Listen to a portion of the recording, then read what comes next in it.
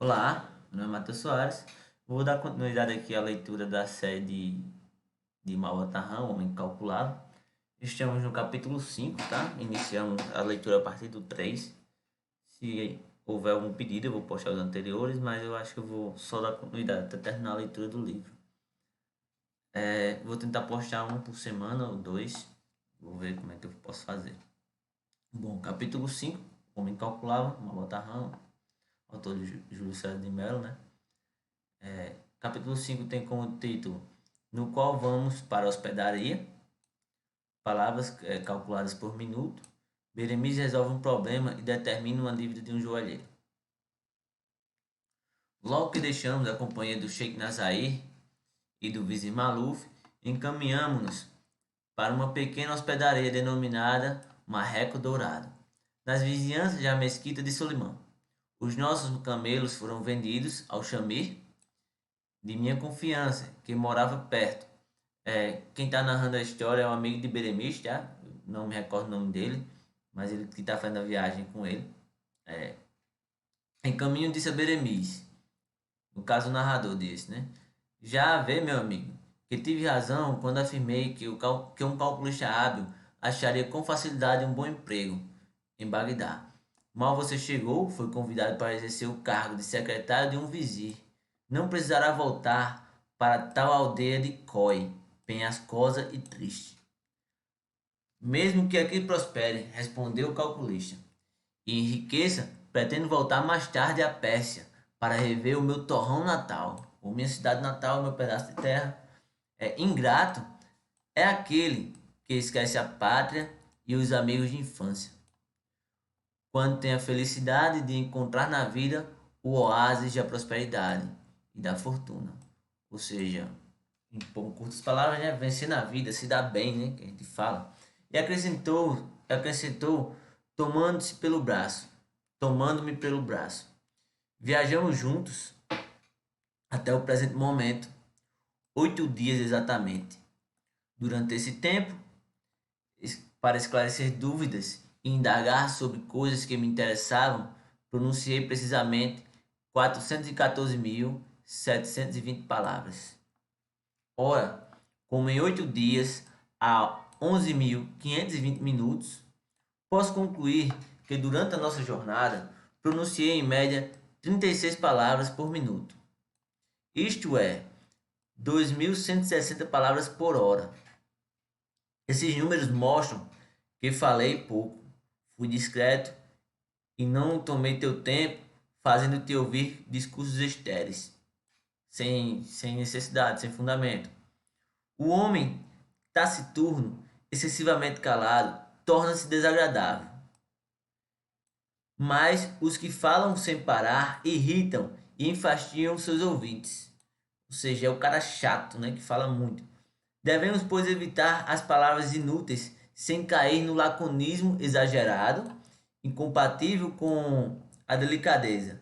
A tal respeito, poderei narrar um caso muito curioso.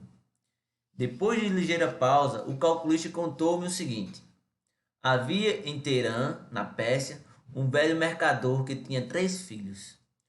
Um dia o mercador chamou os jovens e disse-lhes: aquele que passar o dia sem pronunciar palavras inúteis receberá de mim um prêmio de 23 timões. Ao cair da noite, os 3 filhos foram ter a presença do ancião, do pai deles, né? Disse o primeiro: evitei hoje, meu pai, todas as palavras inúteis. Espero, portanto, merecer, segundo a vossa promessa, o prêmio combinado. Prêmio esse de 23 timões, deveis estar lembrado. O segundo aproximou-se do velho, beijou-lhe as mãos e limitou-se a dizer: boa noite, meu pai. O mais moço finalmente não pronunciou palavra, aproximou-se do velho e estendeu-lhe apenas a mão para receber o prêmio. O mercador, ao observar a atitude dos 3 rapazes, assim falou: o primeiro, ao chegar à minha presença, fatigou minha atenção com várias palavras inúteis. O terceiro mostrou-me exageradamente lacônico. O prêmio caberá, pois, ao segundo, que foi discreto, sem verbosidade e simples, sem afetação. E Beremiz, ao concluir, interpelou-me: não acha que o velho mercador agiu com justiça ao julgar os 3 filhos? Nada respondi. Achei melhor não discutir o caso dos 23 timões com aquele homem prodigioso que reduzia tudo a números, calculava médias e resolvia problemas. Momentos depois chegávamos ao Marreco Dourado, a hospedaria, né? O dono da hospedaria chamava-se Salim e fora empregado do meu pai. Ao avistar-me, gritou risonho: Alá sobre ti, meu menino! Aguardo as tuas ordens agora e sempre. Disse-lhe que precisava de um quarto para mim e para meu amigo Beremi Samir, o calculista secretário do Vizir Maluf.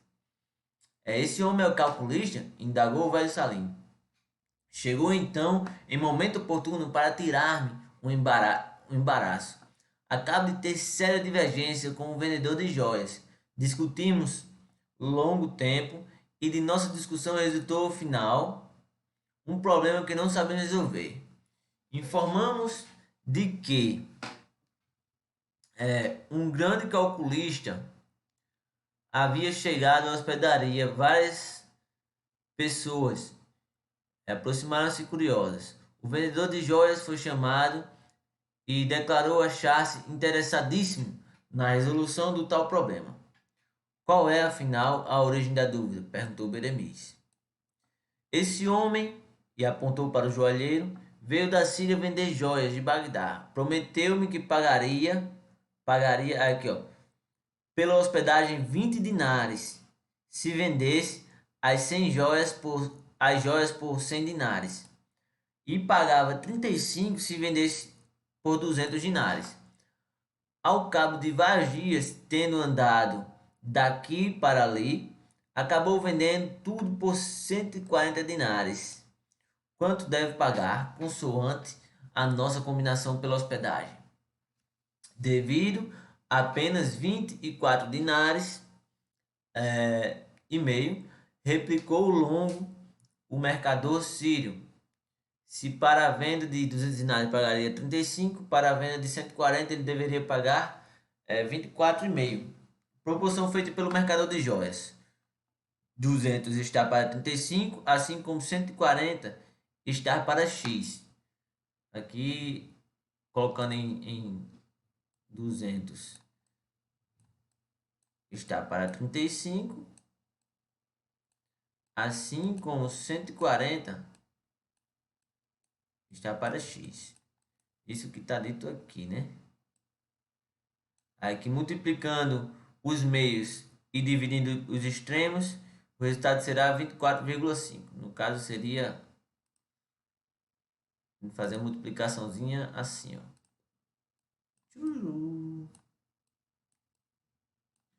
Enfim, aqui vai achar o resultado de x, né? 24,5. Só que essa conta, ela é injusta. Ela está errada. Foi mal, estou sem mesa digitalizadora. Fica complicado de fazer essas continhas, tá? Mas continuando. Está errado. Contrariou o irritado velho Salim. Pelas minhas contas, são 28. Veja bem.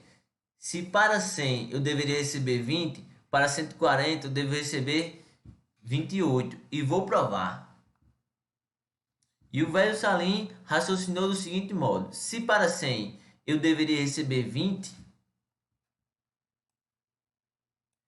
para 10, que é a 10ª parte de 100, eu deveria receber a 10ª parte de 20. Qual é a 10ª parte de 20? A 10ª parte de 20 é 2. Logo, para 10 eu deveria receber, para cada 10 eu deveria receber 2. Então 140, quantos 10 contém? Contém 14 vezes 10. A proporção feita pelo dono da hospedaria está 100 está para 20, assim como 140 está para x. Logo, o valor de x é 28. Beleza. Aí, logo, para 140 eu devo receber 14 vezes 2, que é igual a 28, como já disse. O velho Salim, depois de todos aqueles cálculos, brandou energético, deve receber 28. É, é, é esta a conta correta. Calma, meus amigos, interrompeu o calculista. É preciso encarar as dúvidas com serenidade e mansidão. A precipitação conduz ao erro e à discórdia. Isso aqui na vida todinha. A precipitação conduz ao erro e à discórdia. Então a gente tem que sempre tomar uma decisão, pensar bastante e sem se precipitar, né? Os resultados que os senhores indicam estão errados, conforme vou provar.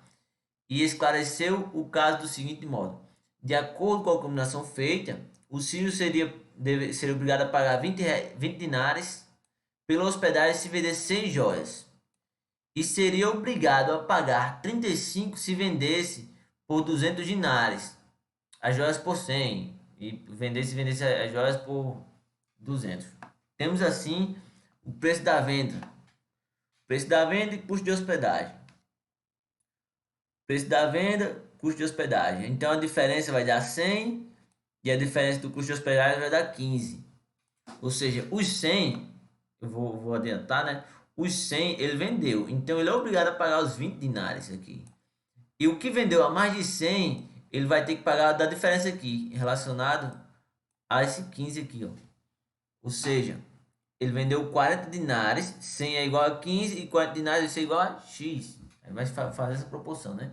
Reparem que a diferença de 100 no preço da venda corresponde a uma diferença de 15 no preço da hospedagem, não é claro?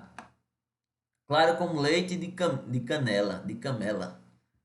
Ah, como leite de camela. Assentirem os dois. Ora, prosseguiu o calculista. Se o acréscimo de 100 na venda traria um aumento de 15 na hospedagem, eu pergunto qual será o aumento da hospedagem para o acréscimo de 40 na venda. Se a diferença fosse de 20, que é o quinto de 100, o aumento da hospedagem seria 3, pois é um quinto de 15. Para a diferença de 40, que é o dobro de 20, o acréscimo da hospedagem deverá ser de 6. O pagamento corresponde a 140. É, portanto, de 26. Proporção feita pelo calculista. 100 está para 15, assim como 40 está para x. O valor, no caso, vai ser 6, né?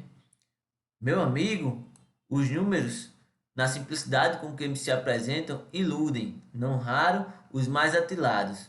As proporções que nos parecem feitas estão, por vezes, falseadas pelo erro. Da incerteza dos cálculos é que resulta o indiscutível prestígio da matemática. Indiscutível prestígio da matemática. Nos termos da combinação, o senhor deverá pagar ao hospedeiro 26 dinares e não 24,5, como o princípio acreditava. Há ainda na solução final desse problema pequena diferença, não merece ser apurada e cuja grandeza não dispõe de recursos para exprimir numericamente. O senhor tem toda a razão, assentiu o joalheiro. Reconheço agora que meu cálculo estava errado, e sem hesitar tirou da bolsa 26 dinares e entregou-os ao velho Salim, oferecendo presente ao talentoso Beremis um belo anel de ouro, com 2 pedras escuras, exortando a dádiva com afetuosas expressões. Todos quantos achavam na hospedaria admiraram-se da sagacidade do novo calculista, cuja fama, dia a dia, galgava os passos largos e Almenara do triunfo. Almenara é torre, provida de mesquitas, blá blá blá. Enfim, esse foi um vidinho da leitura do capítulo 5. Fiquem com Deus e valeu e obrigado. Até mais.